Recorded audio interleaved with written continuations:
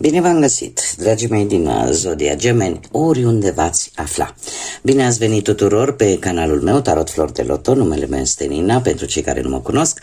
Și ca de fiecare dată mă bucur să vă am alături, atât pe dragii mei abonați, cum de asemenea și pe cei care poate sunteți pentru prima oară aici pe canal. Azi voi face o lectură atemporală, fără limită de timp, așa cum am obișnuit. O lectură pe care voi să o puteți urmări oricând doriți sau atunci când apare în viața voastră. De asemenea, dragii mei, un aspect important de care trebuie să țineți cont și anume faptul că voi vă construiți propriul viitor, așa că vă rog din suflet să luați decât acele mesaje care rezonează cu voi, iar restul lăsați-le să zboare în univers, pentru că sigur sunt pentru alte energii, alte persoane care au o legătură mai mică sau mai mare cu Zodia Gemeni. Desigur, dacă nu veți rezona cu această lectură, puteți viziona celelalte zodii care pot reprezenta pentru voi, poate ascendentul, luna, Venus sau oricare altă planetă importantă din cartea voastră natală. Așa că, dragilor, toți cei care aveți soare, lună, Venus sau ascendentul în Zodia Gemeni, atunci această lectură este de asemenea și pentru voi. Și haideți să vedem cam care este situația voastră, dragilor, din Gemeni în acest moment. Se pare că într-un trecut nu foarte îndepărtat avem corabia care ne vorbește despre situația în care nu știu, poate ați avut de făcut o călătorie sau poate pur și simplu viața voastră a luat o cotitură și a început poate un nou drum sau a luat o nouă direcție. Unii dintre voi poate ați avut de mers în locuri în care nu ați mai fost până acum sau poate pur și simplu sunteți foarte curioși, căutați ceva foarte interesant, căutați experiențe noi în diferite domenii ale vieții, fie el financiar, profesional sau sentimental. În acest moment aș spune că unii dintre voi avem bătrânul,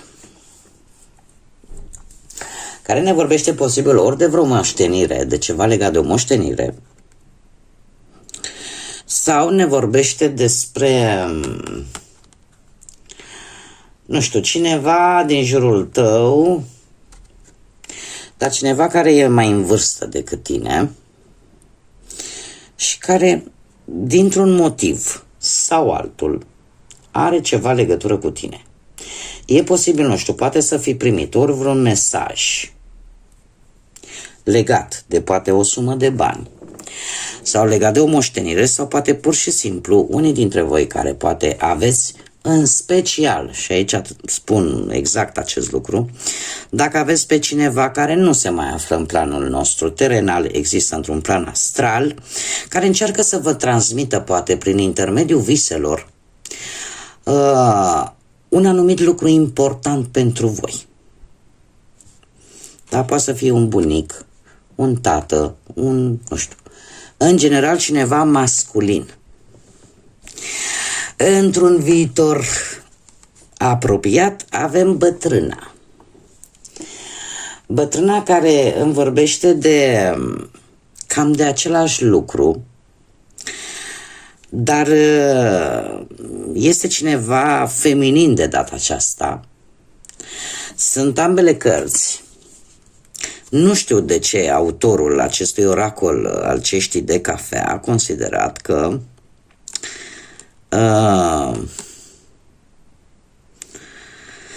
această pereche care o formează, da, bătrânul și bătrâna, totuși au o conotație destul de negativă. Așa că, cinstită să fiu, eu, ce-mi spune mie intuiția și eu, văzând aceste imagini, eu aș spune că într-un viitor apropiat e posibil ca, într-adevăr, cineva mai în vârstă, poate să fie o doamnă, poate să fie un domn, care să încerce să vă ajute sau să vină cu o idee.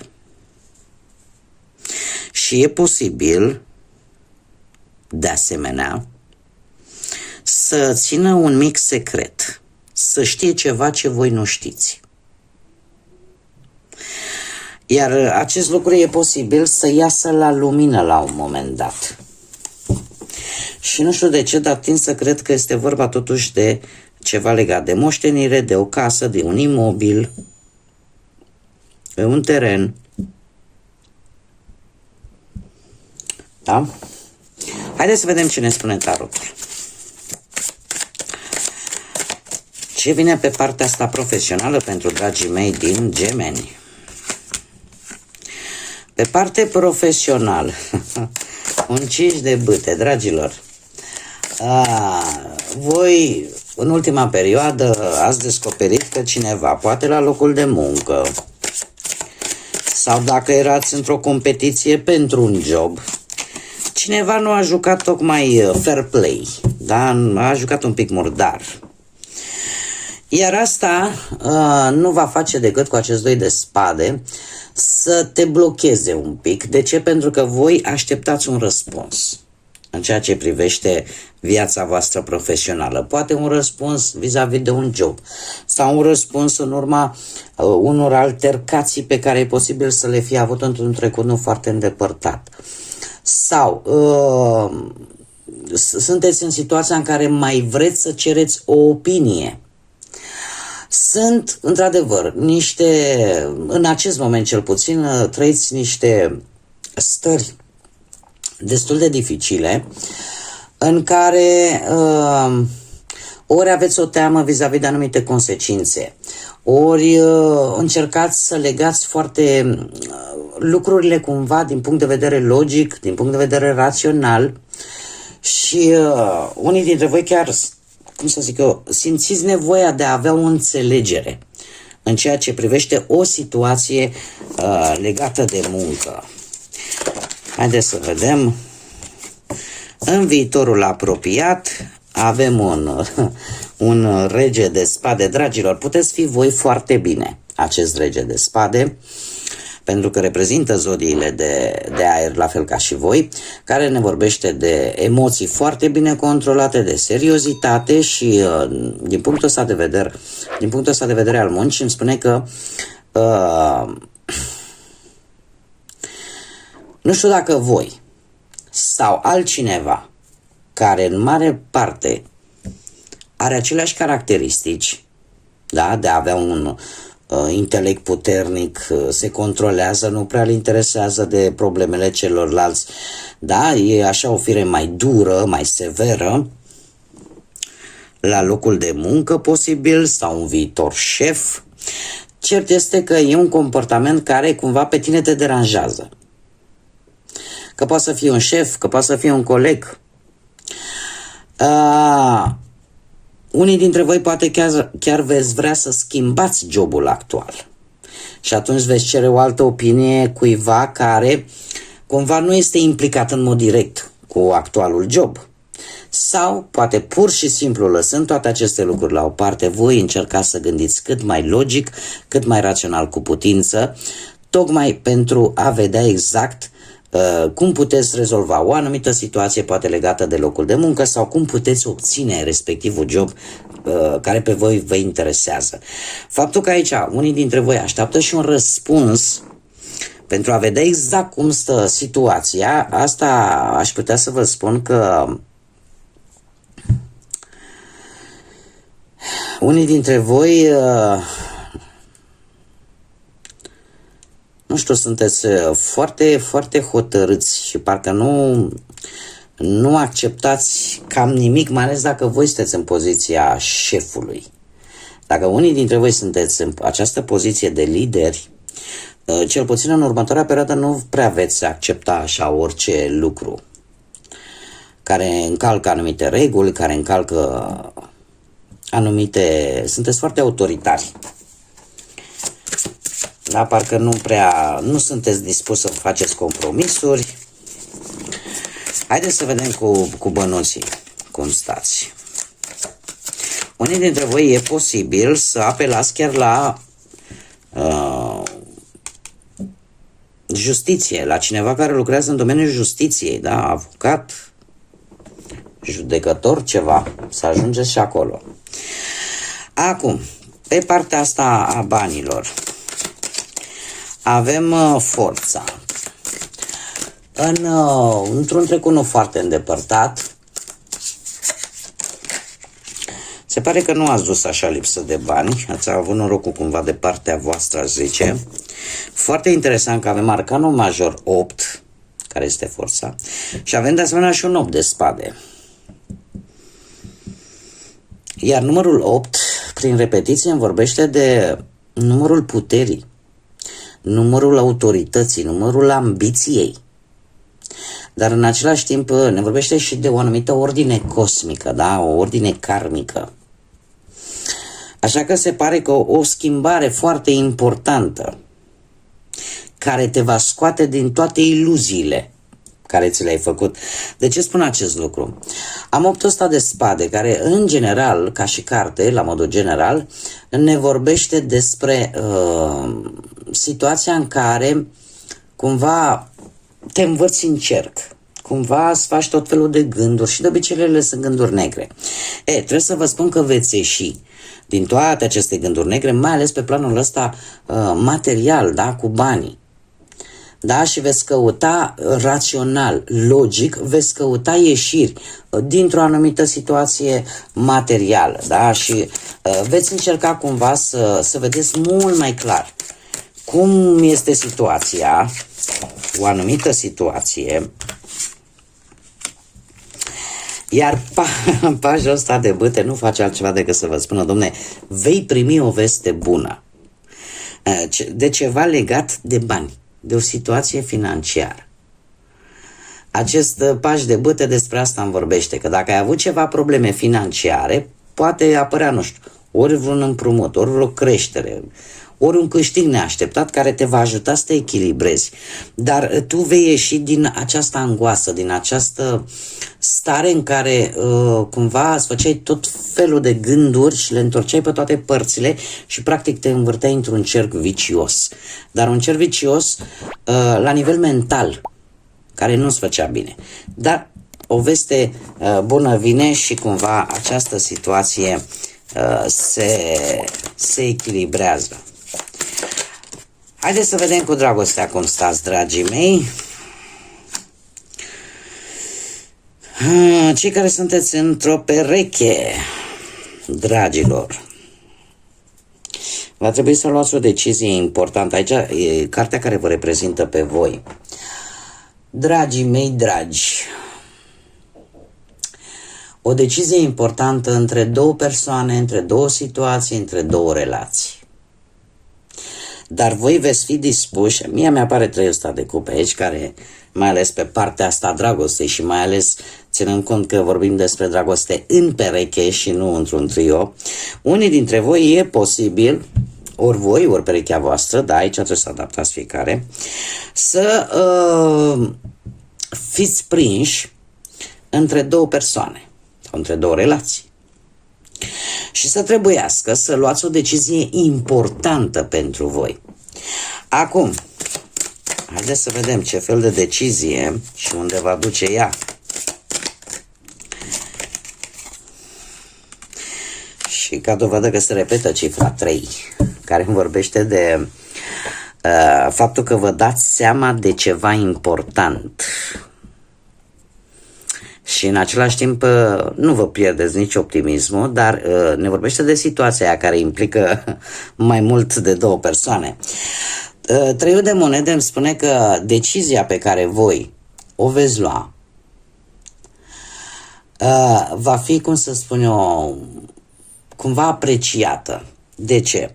Pentru că îndrăgostiții, ca și arcan major, îmi vorbește de sentimente, de afecțiune în pereche. Și că, într-adevăr, chiar dacă veți lua o decizie importantă, vei lua această decizie cu inima. Și unii dintre voi e posibil chiar să facă un compromis. Chiar să facă un compromis, iar în felul ăsta, într-un viitor apropiat, acest gest sau această hotărâre va fi apreciată. Ori de voi, ori de perechea voastră. Cumva Aici va avea cineva de câștigat în urma acestei decizii. Mergem mai departe. Haideți să vedem pentru cei care sunteți singurei în dragoste. Ce vine pentru cei care sunt singurei? Haideți să vedem. Unii dintre voi recent, cu ceva, nu foarte multă vreme, ați trecut printr-o situație destul de complicată, care vă doare și în prezent. Ceva s-a întâmplat aici, în viața voastră sentimentală, dragilor, care v-a dat peste cap complet și încă și în prezent suferiți de plecarea cuiva din viața voastră. Ce va urma în următoarea perioadă? În următoarea perioadă e posibil cu Marele Preot ceva să se rupă sau să se strice, ca să zic așa.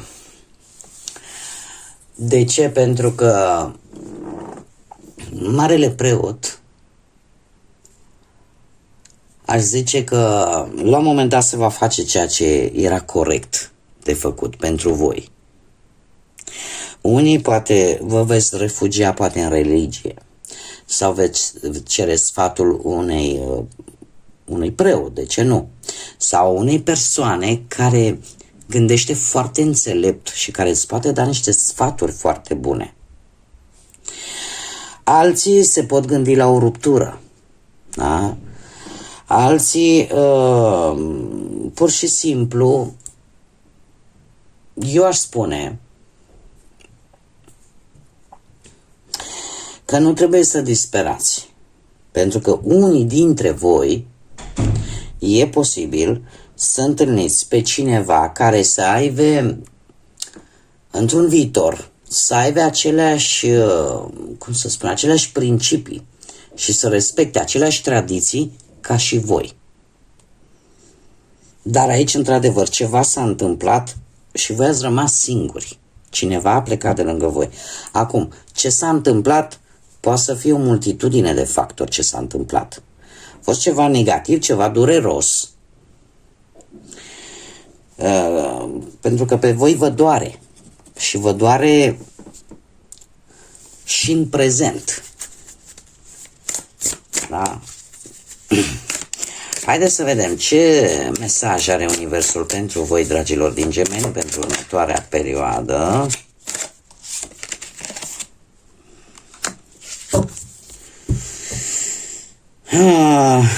Foarte interesant. Haideți să vedem ce ne spune. Spune în felul următor. Aceasta este validarea că lucrurile în sfârșit încep să funcționeze și pentru tine. Fii pregătită pentru neașteptat, pentru vești bune, vești noi, pentru că binecuvântări sunt în drum către tine. Este o modalitate de a ți se spune că dacă până acum nu ai văzut nimic pozitiv venind către tine, se pare că în sfârșit încep ca lucrurile bune să vină în viața ta sau lucrurile să funcționeze într-o manieră pozitivă pentru voi, dragilor. Așa că fiți pregătiți la lucruri neașteptate, la lucruri noi care pot veni în viața voastră, pentru că așa mai pe simplu, în sfârșit se vede luminița de la capătul tunelului și pentru voi. Da, binecuvântările sunt pe drum. Bun, dragii mei, aceasta a fost lectura pentru voi. Eu vă mulțumesc ca de obicei pentru atenție, mulțumesc tuturor celor care au lăsat comentarii, au dat like, au distribuit. Vă aștept cu nerăbdare pe toți cei care poate până acum nu v-ați abonat să vă abonați, cum de asemenea aștept în continuare și cu mult drag toate comentariile voastre, like-urile voastre, distribuirile voastre și tot aportul vostru pe care vi-l aduceți pentru dezvoltarea acestui minunat proiect pe care eu l-am început aici pe YouTube. Până data viitoare, când ne vom reîntâlni să aveți parte numai de bine și de multă, multă energie pozitivă și, desigur, să fiți iubiți.